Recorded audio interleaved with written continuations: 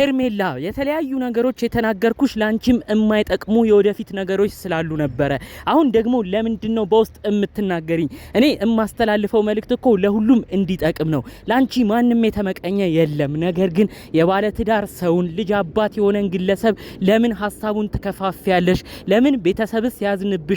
ተይ በማለት ነው አንቺን የተናገርንሽ። ከዛ ውጪ ማንንም እኮ ላንቺ ምቀኝነት የተለየ ጥላቻ የለውም። ትናንትና ደግሞ በሰራሹ ቪዲዮ ስሜታዊ ሆኜ ተናግሬሻለሁ። በዚህ ጉዳይ ታዲያ የመለሽልኝ መልስ እጅግ ያልጠበቅኩት ነው። ሄርሜላ ይህ የመጨረሻ ማስጠንቀቂያ ነው። በተለይ ደግሞ እንግዲህ የሚገርማችሁ ኦዲየንስ ትናንትና ሄርሜላ በውስጥ የላከችው መልእክት አለ። እሱን ነው በደንብ እማሰማችሁ።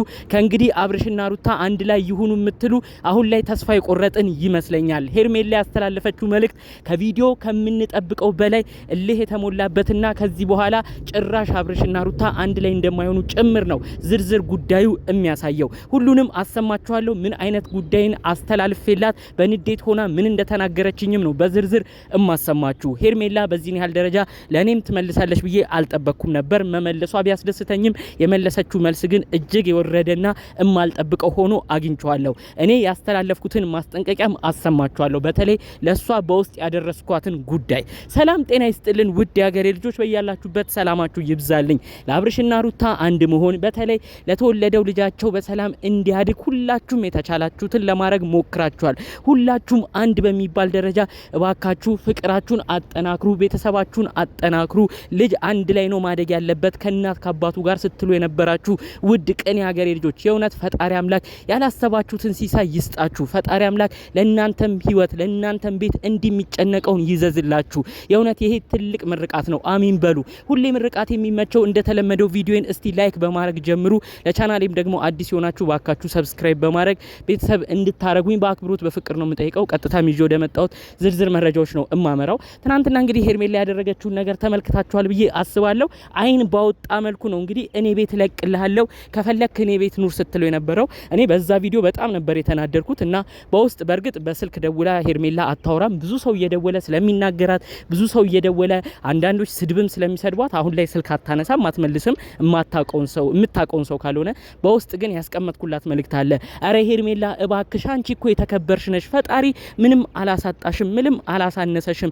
መልክም በቂ ያለሽ። ብዙ ሰው የሚናደደው በስራሽ ነው። ለምንድን ነው ሄርሜላ የማይሆን እልህ የምትጋቢው? ለምን ሄርሜላ ክብርሽን አትጠብቂም? ከባለ ትዳር ሰው ጋር ለምን እንዲትሆኛለሽ? ጭራሽ ብለሽ ቤት ለቆ የሚያስወጣ ነገር ምን አደረሰሽ? እሱ የጠገበ ዩቲዩበር ነው። በራሱ ተከራይቶ አይኖርም ወይ? አረ ሄርሜላ ኮመንቱን እንኳን ተመልከች ብዬ ነው በንዴት ሆኜ የጻፍኩላት። ታዲያ ያው ሄርሜላ ቆይታ ነው ይሄንን ሜሴጁን ካየችሁ በኋላ ማንም ስለኔ ምንም አይመለከተውም፣ ስለ አብርሽም ምንም አይመለከተውም፣ እንዲሁም ቁርጡን እወቁት አብርሽና ሩታም አንድ ላይ አይቀጥሉም ብላ ነው እንግዲህ ከባድ መልእክትን ያስተላለፈችው ማለት ነው። ሄርሜላ ከዚህ በኋላ እልህ እንደተጋባች ከኦዲየንስም ጋር ጭምር እኔ ደግሞ እንዴት ሆኜ እሱን ወደ እኔ እንደማመጣው ፍቅር አያያዙንም ለኔ ተውት አይነት ነገር ነው ያለች ማለት ነው።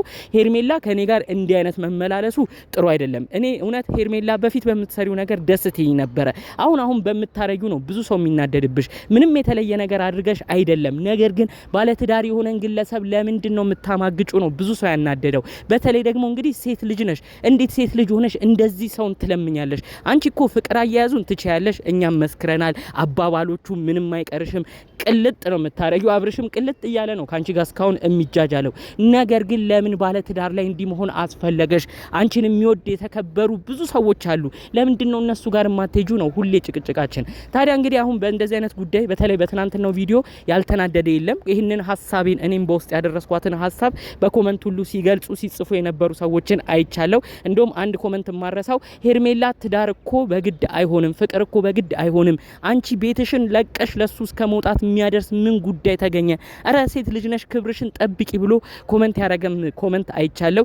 የምር ይሄ ኮመንት ይለያል። ይሄ ሀሳብ የተስማማው አሁኑኑ እስቲ ሀሳቡን ላይክ ያደርግ ማለት ነው። እውነት ነው ትዳር በልመና አይሆንም። ሄርሜላ አንድ ማወቅ ያለብሽ ነገር እኔ ትናንት ያንን መልእክትሽን ልከሽልኝ አሁንም ቢሆን ቁርጣችሁን ወቁ፣ አብርሽና ሩታ አንድ ላይ አይቀጥሉም፣ እኔን ተውኝ አይመለከታችሁም ብለሽኛል። ከዛ በኋላ መመለስ አልፈለኩም።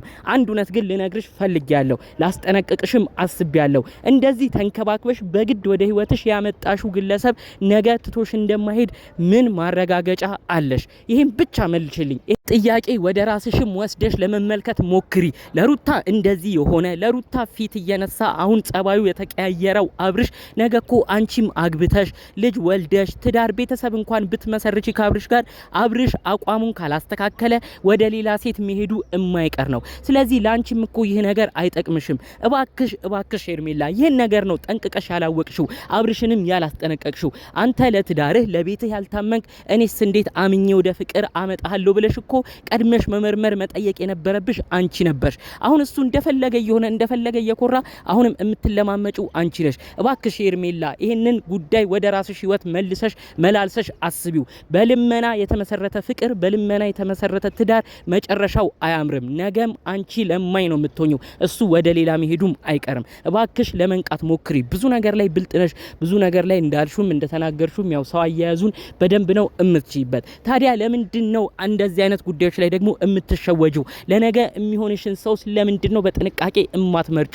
ቤተሰቦችሽ እንድታገቢላቸው በጣም ነው የሚፈልጉት። የቅርብ ሰዎችሽ ያንቺን ደስታ ለማየት በጣም ነው የሚፈልጉት። ብዙ ጊዜም ለምነውሻል የቅርብ ቤተሰቦችሽ።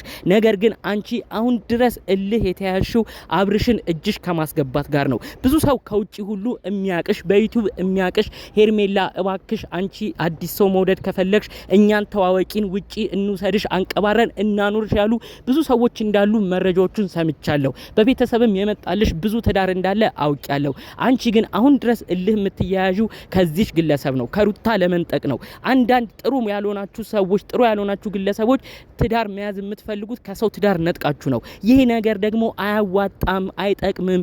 ነገ ይህ ግለሰብ እናንተንም ትቶ ወደ ሌላ ይሄዳል እያልን ነው ደጋግመን ብዙዎቻችን የጨቀጨቅ ነው። ስለዚህ በንዴት ሆነሽ ትናንት የመለሽልኝን ነገር አንቺም በራስሽ በኩል እውነት እንደሆንሽ ነው የተረዳሽው። ሄርሜላ እኔ ትናንትናም የተናገርኩሽ ነገር እባክሽ ክብርሽን ጠብቂ ብሎ ብዙ ኮሜንታተሮች እንደተናገሩት ነው እኔ መልእክቴን ያስተላለፍኩልሽ። በዛ ላይ ደግሞ አንቺም ጋር በልመና የመጣ ግለሰብ ነገ ትቶሽ ይሄዳል፣ አሁንስ ይብቃሽ በማለት ነው የተናገርኩሽ። ከዛ ውጪ ሄርሜላ ማንም ላንቺ ጥላቻ የለውም።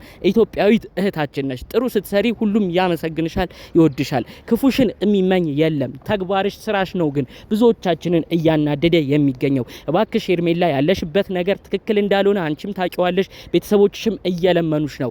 ነገር ግን አንቺ በእንቢተኝነትሽ ስለሚያቁሽ ሌላ ነገር ራስሽ ላይ እንዳታረጊም በማሰብ ጭምር ነው እንግዲህ እንደ ምርጫሽ እንዳሳብሽ እያሉ ብዙ ጊዜ ከጎንሽ ሲደግፉ ባያምኑበትም ያው ባይቀበሉበትም ካንቺ ጎን በመሆን አጋርነታቸውን ሲያሳዩ የተመለከት ነው። ስለዚህ ለቤተሰቦችሽም ደስ የሚያሰኘው አንቺ የራስሽን የተስተካከለ ሌላ ህይወት ይዘሽ ማየት ነው። እባክሽ ሄርሜላ ይሄ ነገር ለመጨረሻ ጊዜ ነው የምለምንሽ። ቤት ትቶ ለሱ እስከ መውጣት የሚያደርስ ምንም ነገር የለም። በዚህን ያህል ደረጃም ለሰው ዝቅ አትበይ ለማለት እፈልጋለሁኝ።